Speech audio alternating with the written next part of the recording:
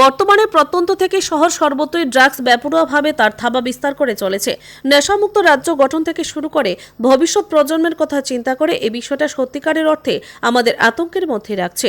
এরই মধ্যে কল্যাণপুর থানা এলাকার ঘুংরাইছড়া চৌমুহনীতে মৃত উপেন্দ্র দেবের বড় ছেলে লিটন দেবকে সুনির্দিষ্ট তথ্যের ভিত্তিতে সাদা পোশাকের পুলিশ বিপুল পরিমাণে অবৈধ ড্রাগস তথা হেরোইন সহ আটক করে। একটা সময়ে পুলিশের উপস্থিতি টের পেয়ে লিটন দৌড়ে পালিয়ে যাওয়ার চেষ্টা করলেও উপস্থিত সাদা পোশাকের পুলিশ স্বতঃস্ফূর্ততার সাথে তৎপরভাবে লিটনকে নিজেদের হেফাজতে নিয়ে নিতে সক্ষম হয়। পরবর্তী সময়ে যাবতীয় আইনগত বিধিকে মান্যতা প্রদান করে পুলিশের তরফ থেকে লিটনের বসত বাড়িতেও তল্লাশি চালানো হয়। তল্লাশির সময় লিটনের বাড়ির বিভিন্ন জায়গায় জমিয়ে রাখা 1000 কৌটা উদ্ধার করা হয়।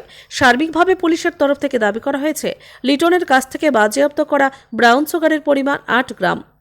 এলাকা জুড়ে গুঞ্জন দীর্ঘদিন ধরে এলাকাতে ড্রাগস সহ বিভিন্ন নেশা সামগ্রীর পাচারের সাথে সরাসরি জড়িত এই লিটনের পরিবার। লিটনের বিরুদ্ধে আইন অনুযায়ী প্রয়োজনীয় ব্যবস্থা গ্রহণের দাবি করছেন এলাকাবাসীরা।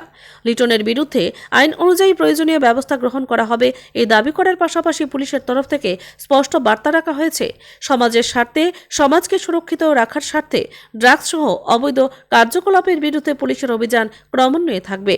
এক্ষেত্রে সকল অংশ যাতে করে পুলিশকে নিজেদের মতো সাহায্য সহযোগিতা করে তার জন্য আজকে আরও একবার আহ্বান জানানো হয়েছে কল্যাণপুর থানার পক্ষ থেকে।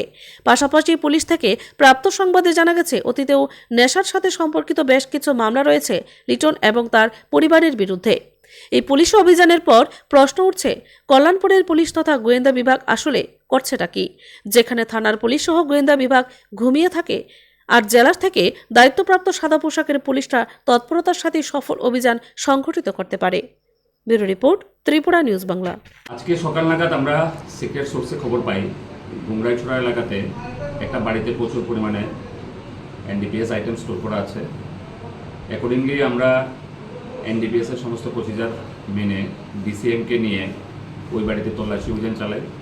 তল্লাশি অভিযান চালানোকালে ওর বাড়ি থেকে বিপুল পরিমাণ ড্রাগ আমরা উদ্ধার করি। অ্যাকর্ডিংলি আমরা ওই যে ড্রাগ প্যাডলার বাড়ির মালিককে আমরা গ্রেপ্তার করেছি।